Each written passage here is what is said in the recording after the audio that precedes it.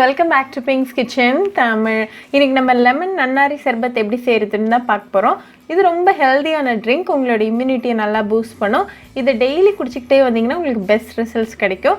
இது உங்களோட weight loss அப்புறமா உங்களோட டைஜஷனுக்கு ரொம்பவே நல்லது. ரொம்ப ஈஸியாக பண்ணிடலாம். ரொம்ப கம்மியான இன்க்ரீடியன்ஸ் தான் தேவை. ஸோ அந்த ரெசிபியை பார்க்குறதுக்கு முன்னாடி இதுக்கு தேவையான பொருட்கள் என்னென்னு பார்த்துட்டு வந்துடலாம். 1 டேபிள் ஸ்பூன் அளவுக்கு சப்ஜா விதைகளை தண்ணியில் ஊற வச்சுக்கோங்க. இது ஒரு 1 மணி நேரம் நல்லா ஊறட்டும். 1 மணி நேரம் கழித்து நம்மளோட சப்ஜா சீட்ஸ்லாம் நல்லா விரிஞ்சு நல்லா ரெடியாக இருக்குது. இது ரெடியாக வச்சுக்கோங்க.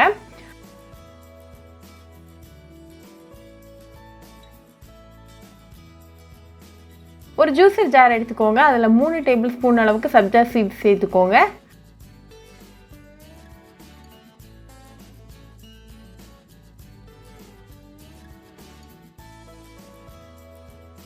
இது கூட 1 டேபிள் ஸ்பூன் அளவுக்கு லெமன் ஜூஸ், இது ஒரு பழத்தோட ஜூஸ்.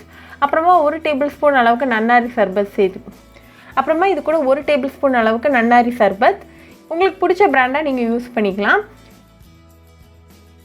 ஃபைனலாக இது கூட 2 கப் தண்ணி சேர்த்துருங்க. நம்ம எந்த ஸ்வீட்னிங் இன்க்ரீடியண்ட்டும் இந்த ரெசிப்பியில் ஆட் பண்ண போகிறது கிடையாது. ஏன்னா நம்ம கடையில் வாங்கக்கூடிய சர்பத்துலேயே ஸ்வீட்னிங் இன்க்ரீடியண்ட் இருக்கும். உங்களுக்கு தேவைப்பட்டால் நீங்கள் 1 டீஸ்பூன் அளவுக்கு தேன் கூட சேர்த்துக்கலாம்.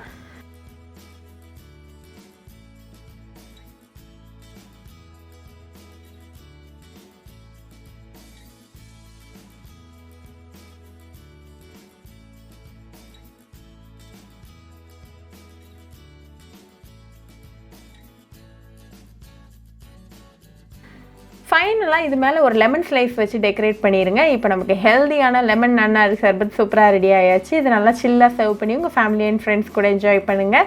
இதை டெய்லி குடிச்சிக்கிட்டே வந்தீங்கன்னா உங்களோட இம்யூனிட்டியும் நல்லா பூஸ்ட் ஆகும். இந்த வெயிலுக்கும் ரொம்ப நல்லது.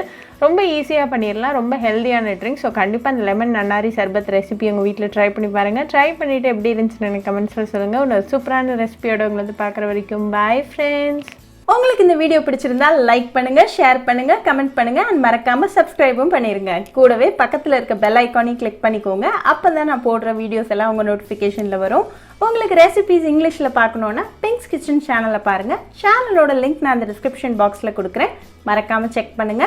இன்னொரு இன்ட்ரெஸ்டிங்கான ரெசிபியோட உங்களை பார்க்குற வரைக்கும் பாய் ஃப்ரெண்ட்ஸ்.